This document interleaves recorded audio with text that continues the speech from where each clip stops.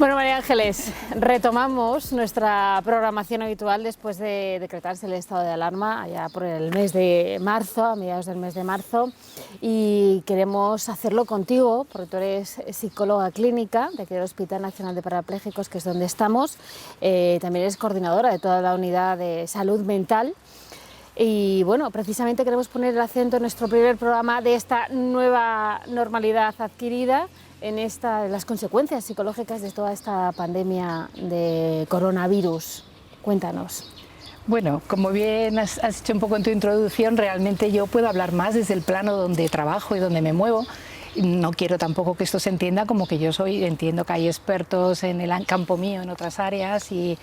sí puedo hablar, evidentemente, de todo esto que ya estamos viendo, que hablaremos a lo largo un poco del programa, de lo que pueden ser las consecuencias que va a traer o que acarreará esto. En salud mental, desde luego, estamos preocupados porque si pensamos que va a haber cambios, vamos a ver un poquito cómo se irán produciendo los cambios. Bueno, quizás a mí me cuesta mucho separar, ¿no? La parte, en mi caso, separar lo personal de lo profesional es difícil porque llevo 31 años trabajando aquí.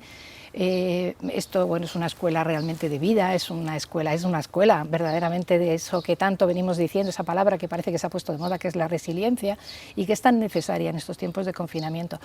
Realmente yo cuando vemos un poco, yo creo que va a haber unas consecuencias importantes en muchas áreas y que veremos cómo puede ir afectando a todo el mundo, pero cuando muchas veces veo a la gente quejarse en relación con el tema del confinamiento, siempre me gusta decir que creo que realmente si uno no se asoma a esto donde yo trabajo y donde veo que realmente los pacientes, o sea, aparte de que se les ha sumado ahora las consecuencias derivadas del confinamiento por la no visita de sus familiares y pasar la rehabilitación a pelo y solos, en cualquier caso estos pacientes tendríamos que diferenciar también lo que sería un confinamiento provisional, ¿no?, para las personas, digamos, que nos han delimitado en un tiempo y que vamos a pasar un tiempo difícil, ¿no?, derivado del coronavirus, pero que estas personas que están confinadas de esta manera, la primera adaptación siempre es muy difícil, el primer, digamos, choque con lo que es la lesión y la enfermedad, pero es que muchos de ellos van a estar paralizados, inmovilizados y confinados de por vida en ese cuerpo. Entonces, ese confinamiento físico, esa situación de indefensión en la que ellos se encuentran,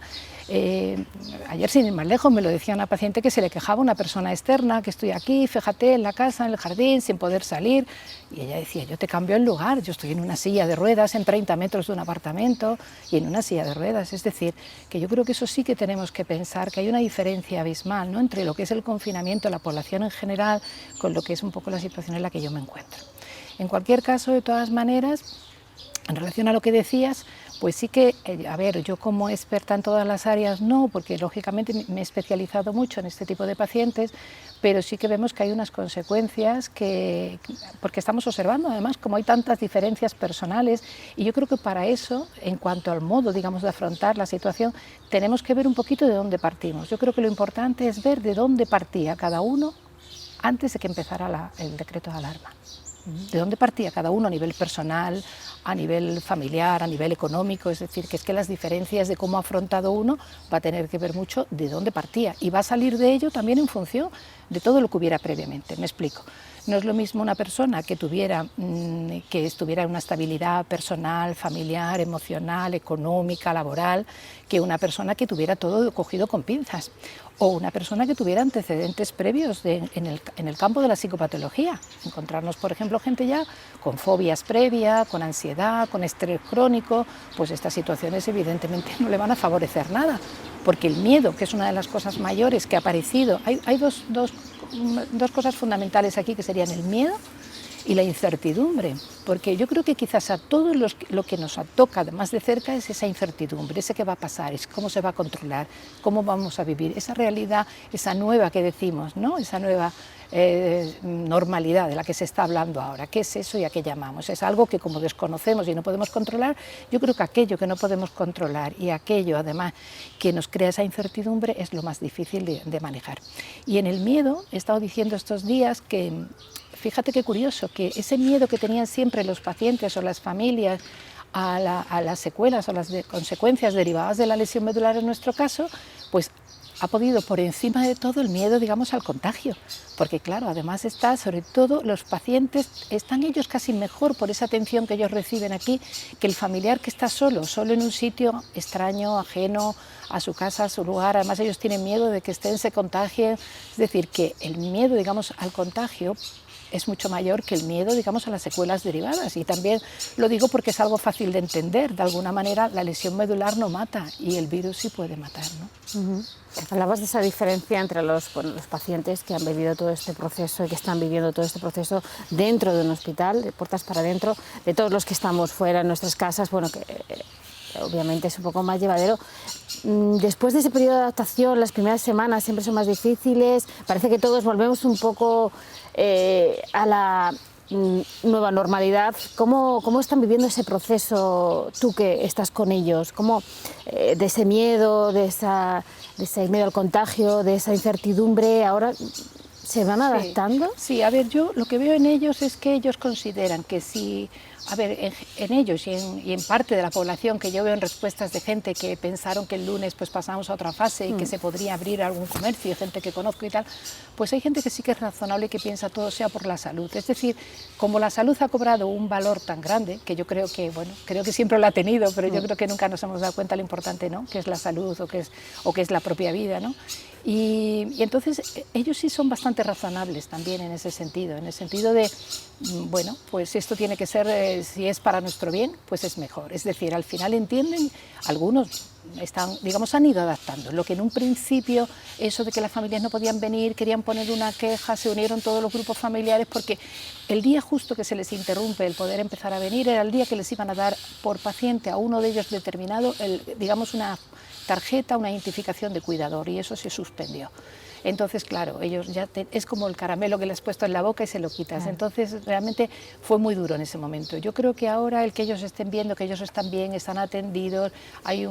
estamos manejando la situación aquí, la estamos manejando bastante bien. Por suerte, ellos también ven desde el otro lado que tenemos la suerte de que ninguno de sus familiares fuera se han contagiado con todo lo que hay, con la incidencia tan grande, pues en lo que cabe están en ese proceso de espera que evidentemente, pues como todo el mundo, se va a coger con muchas ganas y está deseando que llegue el momento de poder volver a haber ayudado muchísimo, está claro, las videollamadas y las nuevas tecnologías. Esto era impensable hace 20 o 30 años, entonces ahora los jóvenes están con sus, además muy bien también, con sus amigos, con sus grupos, con sus chats, con sus mensajes de ánimo continuamente, ¿no? Y el personal aquí, incluso los pacientes, que tenemos mucho paciente mayor, muchos no tenían o no vinieron en ese momento con móvil o no manejaban el móvil y tal, el personal se ha volcado con ellos, con videollamadas, las enfermeras, las auxiliares, desde su propio móvil, o sea que realmente se han acercado mucho a ellos a apoyar. Se ha tenido que reconvertir todo el personal porque el familiar aquí en nuestro hospital hace una función enorme de cuidado, es un cuidador fundamental, es un cuidador muy importante que no solamente acompaña al paciente a las cosas, sino que, bueno, pues se incorpora a los cuidados, le da de comer, le hace sondaje, le aspira, y todo ese tema ha tenido que de pronto el personal se ha visto con una carga de trabajo que no tenía, más toda la situación emocional que ellos también arrastran, ¿no? Esa situación emocional de la que hablas del personal sanitario se ha puesto de manifiesto, obviamente, que, bueno, que la sanidad pública en este país es increíble, es necesaria y debería extenderse a todo el mundo, pero también esa carga emocional, más allá de la carga laboral, que ellos son los que más han trabajado en estos tiempos, ¿cómo se puede sobrellevar? ¿Qué herramientas se les puede dar? A ver, yo pienso que ellos, a ver, yo creo que todavía no son conscientes de lo que les va a pasar de factura. Entiendo que ya hay situaciones a las que se han tenido que ver, los momentos más difíciles, que no son los actuales, sino un poquito atrás, que han tenido que tomar decisiones, desbordamiento en las UBIs, fallecimientos continuos, dilemas éticos continuos. Es decir, que ha habido muchas cosas que todos conocemos, que cómo se han manejado estos temas entre la vida y la muerte, o sea, es tremendo. Yo creo que se han encontrado, y luego parece una tontería, o sea, que todo eso son dilemas muy grandes, éticos, pérdidas, porque parece que el profesional es que trabaja, hace su cosa y no sé, como quien sirve un café, que no le quito el mérito, pero es que estás involucrado es que verse personas, independientemente de la edad. Yo creo que realmente, además, cuando tú les pones cara a esas personas que fallecen, no es lo mismo que la cifra fría que nos dan. Evidentemente es tener una persona que se te ha ido, que se te está yendo continuamente de las manos, ¿no? Es una situación muy dura. Y decía que, bueno, también hay unos aspectos que yo estoy observando y viendo, y he leído en algunos de los diarios y tal, ¿no? De, por ejemplo, el dolor físico, digamos, del equipo, el dolor físico de esas gafas, el dolor físico de tal, es decir, están agobiados, están también ellos confinados dentro de ese cuerpo y es una situación de tensión muy grande a lo largo del día. Se están escribiendo, ahora ayer escribimos por el Día Internacional de la Enfermería, también hubo un escrito muy bonito de una enfermera maravillosa, ¿no?, en su trabajo, pero evidentemente también coge esa parte de la dureza de esa situación, la dureza en todo. Y con esa dureza y todo, ¿con qué ternura, con qué acompañamiento, con qué cuidado hace el cuidado, hace la tarea de cuidar, ¿no? De cuidar, de curar, de todo, ¿no? Y yo de verdad los veo súper valientes, han estado súper cercanos. Hay gente, hay mucho extremo, hay gente con un coraje tremendo en primera línea, y hay gente que el miedo la ha paralizado de tal manera que se ha dado de baja. O sea que también tenemos la gente que se ha dado de baja y que no ha podido. Bien es verdad que en estas personas ya tenían previo, probablemente, pues si ya tenían algún tipo de trastorno rumiativo, obsesivo, miedo, era muy paranoico, era muy hipocondríaco, pues esto ya es decir, si antes tenías miedo a que te pasara cualquier cosa, a tocar, a contagiar, pues en estas situaciones es un pánico realmente que le paraliza de tal manera que se retira. Y además no es que se retira y está cómodo retirado, se siente mal como profesional porque no está en la línea que están los demás. O sea que el que se ha dado de baja no es que esté feliz en su casa, es que está fatal porque ve que no está haciendo lo que tenía que hacer y que la profesión que eligió para esto no es capaz de desempeñarla en un momento tan de crisis como este, ¿no? Además remordimientos, a todo eso le tenemos el sentimiento de culpa, que con algunos estamos trabajando en ese sentido, pues mira, no, además pues si previamente ya tenías una serie de dificultades y esto te desborda, bueno, lo que haces es trabajar para ver cómo implementar los mejores recursos, porque claro, no es lo mismo quien tiene todo. En igual que en la salida del confinamiento, o sea, si tú tienes una estabilidad en todo, en lo emocional, si tú te habías trabajado previamente muchas cosas, si tú tenías recursos para afrontar situaciones difíciles, va a ser mucho más fácil a afrontar un poco la pandemia y lo derivado de ella, ¿no? Y el tiempo un poco que nos pueda llevar esto. Pero si no tienes ningún tipo de recurso previo, cualquier problema de hecho, fíjate, hay un paciente muy bonito que me decía que está admirado, que la admira, que para él ahora mismo es su mujer, porque es que era su mujer, se apoyaba en él para todo, era ella muy dependiente de él y además cuando había un problema era el que calmaba, tranquilizaba, volvía a tranquila, no pasa nada, da tiempo, hay que esperar. Y ahora dice, me ha sorprendido ver la capacidad, lo fuerte que está y lo bien que está, la admiro, dice, ¿no? Es muy bonito, ¿no? La admiraba por otras cosas antes, pero ahora le ha dado también un ejemplo muy grande, un poco de capacidad de afrontar. O sea, en estas situaciones yo creo que hasta que no nos ponen a prueba no sabemos de lo que somos capaces, tanto en lo que siempre llevo trabajando con la lesión medular como con otras situaciones. Nos ha pasado con el confinamiento, yo creo que al principio hay gente que la primera semana o tal debió de ser un horror y hay gente ahora incluso que no creas que quiere mucho salir de ello, que está descubriendo las personas que están bien, estables, que tienen una serie de situaciones buenas, que no, evidentemente la gente que le va a cambiar la vida totalmente por la crisis económica, por las rupturas familiares, o sea, hay gente que está confinada, yo creo, en situaciones muy malas, que también hay que tener en cuenta esto, que el confinamiento no lo podemos vivir de la misma manera quien tenemos un hogar estable, quien tenemos un colchón ahí seguro, que las personas que van a salir de esta crisis económicamente muy mal, laboralmente muy mal. Algunas se dice también que se cree que puede haber una incidencia mayor de suicidios, que es lo que nos preocupa a nosotros bastante, porque ahora el confinamiento no los tiene realmente retenidos. Pero cuando estas personas salgan fuera y saquen todo eso que no han sabido manejar en determinadas situaciones, la violencia dentro de casa, que no es necesariamente la de género, también es la violencia en el hogar, doméstica, en los niños, el maltrato. Es decir, las personas que han tenido que vivir con alguien con el que habitualmente medio se sostenía el sistema porque no se veía mucho, estar juntos ahora también tiene que estar siendo muy difícil. También, ahora que empiezan las fases, estamos viendo, o que dejan salir también un poco, estamos viendo comportamientos muy irresponsables también por parte de muchos ciudadanos. Esta sensación de irresponsabilidad se puede deber, es que hay veces que cuesta entenderlo, a que no hemos visto a lo mejor la crudeza real de esta pandemia, que estamos como viviendo una película de, bueno, no pasa nada, hay arcoíris en las ventanas, salimos a aplaudir, cantamos el Resistiré. Sí, yo pienso, no tengo mucho mundo, no sé por ahí cómo será en otros países, siempre pienso, ¿esto será solo de nosotros los españoles? pero es verdad que me llama mucho la atención la poca responsabilidad que hay y probablemente lo que tú dices, estas cosas siempre son las que les van a pasar a los otros. Muchas de estas personas seguramente a su alrededor no han tenido a nadie que haya fallecido, que haya estado enfermo, que le haya tocado, ¿no? A pesar de que toca a tanta gente y que parece que todos conocemos a alguien cuando ocurre algo de esto, pero yo creo que mucha gente seguro que no tiene eso y no tiene conciencia. Y la gente joven, me da igual que sean mayores que jóvenes, pero por ejemplo, me llama la atención los jóvenes porque claro, vuelven a sus conductas o quedan, o sea, dice, puede salir 2 personas de una unidad familiar, no, hacen sus quedadas fuera, quiero decir, no nos estamos dando cuenta que acortaremos esto, será esto mejor si realmente todos somos responsables en lo que tenemos que hacer, porque evidentemente a nadie nos gusta lo que nos está tocando vivir, ni a nadie nos gusta tener que ir con mascarilla, ni a nadie nos gusta, es decir, hay determinadas situaciones que tenemos que... Yo creo que precisamente por eso que dices, ¿no? Porque no se ve cerca, no parece que te pueda tocar a ti, ¿no? Entonces,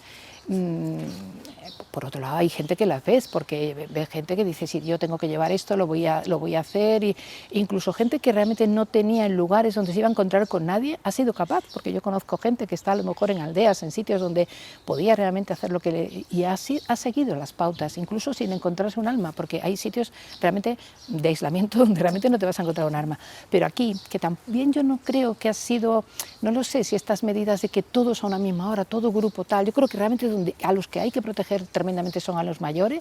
Yo creo que en los mayores, mientras ellos salen o se mueven no deberíamos de movernos nadie más, yo creo que eso es lo más importante. Y en los demás a lo mejor podría haber sido, si realmente fuéramos responsables cada uno individualmente, está claro que las medidas tienen que ser de alguna manera puestas porque como no las saltamos, sino, pero si fuéramos responsables no debería haber tanta limitación, podías tener esa tranquilidad de yo paseo de tal a tal hora, no todo el mundo a la misma hora, ¿no? Porque a mí me llama la atención, yo creo que nunca he visto pasear a tanta gente como ahora, es decir, no lo sé. Tanta gente haciendo ejercicio. Claro, es que yo no lo sé, porque yo creo que antes la gente hacía otras cosas, a lo mejor sí, a lo mejor estaban en los gimnasios y no los veíamos y hacían de otra manera, o en algunos parques y yo no llegaba a ver eso, pero a mí me llama la atención que yo creo que, no lo sé, a ver, en la parte que me queda, que me parece que es buena, de que nos sorprende, pero que puede quedar como bien, es que todo el mundo haya puesto en valor para la salud el hacer ejercicio,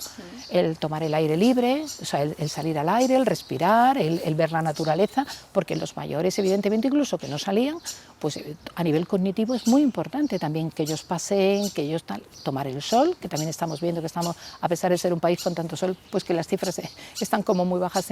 no sabemos qué es, si por los protectores solares de vitamina D, entonces yo creo que es bueno. Y esas cosas, si nos quedan como cosas que son saludables, pues estaría estupendo, ¿no? Lo que pasa es que yo creo que hay que hacerlas de una manera, lógicamente, con mucha responsabilidad. Y otra parte también que afecta especialmente, porque nosotros los adultos pues tenemos herramientas, bueno, pues tenemos más sentido común, bueno, podemos afrontar este tipo de situaciones bien, mal, cada uno en su... Pero los niños no tienen esas herramientas. Parece que lo viven de otra manera, pero esto también les puede afectar a ellos. Sí, a ver, yo cuando hablo del niño no puedo hablar, a ver, no soy una experta en el tema, pero cuando hablo del niño no puedo hablar del niño como aislado, porque el niño, lógicamente, no está solo para tomar sus decisiones, tiene unos progenitores en general, tiene una educación, y sí que es importante que esos progenitores estén bien y que esa educación se reciba, porque se han implementado tal cantidad de recursos para los niños,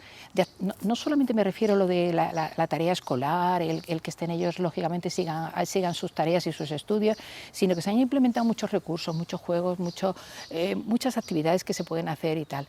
A ver, si los padres están bien, los progenitores están bien y muchos han tenido que hacer teletrabajo en casa y están en casa y se están ocupando, son un poquito más todavía padres y tutores, si realmente ellos estuvieran bien y tienen la capacidad también, lo que pueden hacer es implementar ese tipo de juegos, cómo distribuir, cómo ayudarles a organizar las rutinas. Todo eso que dices que los adultos que nos están recomendando somos capaces de seguirlos y a lo mejor les cuesta. Pero claro, sí que me preocupa que se está hablando incluso o sea, se habla, normalmente se dice que más de 2 horas de televisión no se debería de tener un niño, ¿no? Y claro, a veces te es cómodo, estás sobrecargado, tienes el niño encima y tal, pero eso ha pasado siempre, ha pasado con confinamiento y sin confinamiento, niños que les han enchufado por la mañana temprano, los papás se levantan más tarde ya que pongan la tele. Entonces yo creo que es importante recuperar un poco también, por ejemplo, el contar cuentos, el estar juntos, esa etapa de recuperación para los pequeños, el que se han hecho cuentos preciosos sobre el virus, preciosos. Entonces yo creo que utilizar todos estos recursos de apoyo que nos han dado para la gente que se maneja, y también vuelvo a decir, la gente que vive en un hogar que está bien, la gente que vive donde hay un espacio, los niños que están bien y sanos, los niños que tienen alimentación, es que está repercutiendo mucho en esos niños que les dábamos la comida en comedor, que ahora se está llevando la comida de alguna manera, porque esto es, es decir, que hay niños y niñas. Entonces yo creo que hay niños, se estaba diciendo que se iban a repartir en los coles, ¿no? En algunos se iban a repartir también, porque claro, hay casas donde hay 2, 3 ordenadores, o la tablet o no sé qué, pero hay niños que no tenían recursos, es decir, que también nos preocupa a nivel escolar y del rendimiento, como que esa diferencia que va a haber de fracaso escolar. Es decir, que en muchos aspectos evidentemente tenemos que cuidar mucho al niño, en el tema evidentemente básico de lo que es la alimentación, la salud y de que esté. Preocupa también el tema de la obesidad, que no estén haciendo ejercicio, que no coman sano, pero para que coman sano tienen que tener unos padres que coman sano. Entonces, que estos niños que están más sedentarios, que hacen poco, ahora es porque ya empiezan a salir, ¿no? Y pueden ya correr y pueden salir con un balón, aunque no vayan al parque, pues estos niños que hacen ejercicio ahora, pero los que durante ese tiempo no han hecho ejercicio, han comido más, han visto televisión, evidentemente esto también estoy segura que va a pasar una factura, y que están hablando de unos cambios importantes y de una afectación de porcentajes muy altos, lo que he estado revisando, porcentajes altísimos sobre la salud psicológica de los menores, los adolescentes, que les cuesta. Porque todos tenemos, yo tengo alrededor algunos que salen ahí, gritan y se ve que, digo, es que le falta tirarse por el balcón, porque es que ya no puede más. Es decir, a pesar de que esté con los amigos, esté con su WhatsApp, les cuesta, porque están en una etapa en que necesitan una expansión física enorme. También hay que ayudar a esos padres a saber manejar, cómo regular, cómo manejar estas situaciones y estas conductas, cómo contar al niño esa situación o a ese adolescente esa situación que tiene de protesta, de enfado, de rebeldía. Si la adolescencia ya de por sí la identificamos como esa etapa de rebeldía y tal, se multiplica ahora por 3, o sea que es que evidentemente pues ahora tiene que estar como mucho peor. Y para algunas familias adaptarse a ese proceso de volver a tener los hijos en casa. Claro, es que además se ha vuelto a llenar el nido, de ese nido que había sido un proceso también de irse separando de él, que los hijos estuvieran fuera y tal, y de pronto todo el mundo vuelve a casa. Y bueno, hay que hacerse sus espacios, y todo el mundo no tiene el mismo espacio. Hay gente que tiene espacios y que puede mantener eso muy bien y cuidarlo, y encima no tener riesgo de contagiar. Yo, por ejemplo, tengo un espacio que me puedo separar, aislar del hijo único que tengo preparando unas oposiciones en casa, porque tengo un espacio suficiente, claro. Y somos 2 sanitarios que vamos a casa y podemos llevar algo, ¿no? Pero es que hay gente que está muy mal. Yo sobre todo, de verdad, creo que los recursos, creo que partir de una buena base de educación, de recursos económicos, de salud, todo eso es fundamental. Para terminar ya, ¿tú crees, María Ángeles, que aprenderemos de esto, o pasado todo el proceso, cuando esté la vacuna, se nos olvidará, tendremos un oscuro recuerdo? Yo siempre me quedo con las cosas buenas, ¿no? Y yo creo que soy una persona que siempre en mi vida lo he visto así, de esta manera. Pero es verdad que el ser humano tiende a olvidar. Y me preocupa mucho eso que dices del olvido. Está claro que sí. Entonces, que tuviéramos esto siempre presente. Porque es verdad, ¿no? Uno no puede vivir siempre con la espada de Damocles encima, ¿no? Pero creo que sí que es bueno que las lecciones aprendidas, estas lecciones de vida, creo que las deberíamos de tener presente para todo, para cómo vivir, para cómo enfocarlo, si hemos descubierto una serie de valores que antes no lo sabíamos, no lo teníamos porque no nos habían puesto a prueba, ver cómo los puedes implementar de cara al futuro, ver qué es lo verdaderamente importante, ver que la vida no es solamente estar todo el día en la calle consumiendo. Es verdad que por otro lado dicen que el país funciona si se consume. Sí. Entonces es una situación que a mí se me cruza mucho siempre, ¿no? Es una historia de que parece que para que el país prospere hay que consumir, y estábamos en una sociedad de mucha prisa, no había tiempo para nada. Y hemos puesto a las personas ante ese tiempo que ahora no saben qué hacer con el tiempo, y han tenido, pero han descubierto que incluso han saboreado. Alguien decía el otro día en un blog, fíjate, pues hay algunas personas que solo miran por la ventana y miran las rosas o miran el cielo. Dije, mirar las rosas, mirar el cielo es ya mucho. Porque hay personas que nunca se habían parado a mirar el cielo, o no se habían parado a mirar las rosas, a lo mejor no hacen nada más, pero ese momento de atención plena sobre una cosa, ese momento de cuidar de nosotros mismos, ese momento de tomar conciencia de lo que es verdaderamente importante, agradecer las personas que no hayan pasado por esto, que lo hayan pasado pero de puntillas, que no hayan tenido nadie que les haya fallecido. Yo creo que realmente quien va a ganar y quien va a ver esto como una oportunidad es quien ya de alguna manera previamente también en la vida vivía oportunidades. Y este rayito de sol, cualquier cosa de estas que en este día tan precioso que lo valoraba, yo creo que esas pequeñas cosas de todos los días son fundamentales y fundamentales que las sigamos teniendo en cuenta y que agradezcamos el poder salir de esto. Evidentemente algunos muy mal y vamos a ver si con las medidas y los recursos que se vayan a implementar la gente puede vivir un poco mejor, pero hay gente que le va a costar y que yo creo que sobre todo yo quiero desde aquí también que pidan ayuda, que sean conscientes y que pidan ayuda. Yo creo que se van a desbordar los servicios de atención telefónica, los teléfonos de atención psicológica, de la esperanza, y yo quiero sobre todo, por favor, concienciar que las personas que no sean capaces de hacerlo, que sean conscientes de ello y que nos pidan ayuda. Nos vamos a quedar con esa idea, con ese, sin dejar de lado la realidad, la dura realidad que estamos viviendo y sobre todo que hemos vivido. Ese rayito de sol, como tú dices, esa esperanza, que aprendamos de esto y que de aquí saquemos esa lección de valorar lo que tenemos. Muchísimas gracias, María Ángeles. Gracias a vosotros, encantada. Bueno amigos, y hasta aquí nuestro programa de hoy. Les esperamos la próxima semana.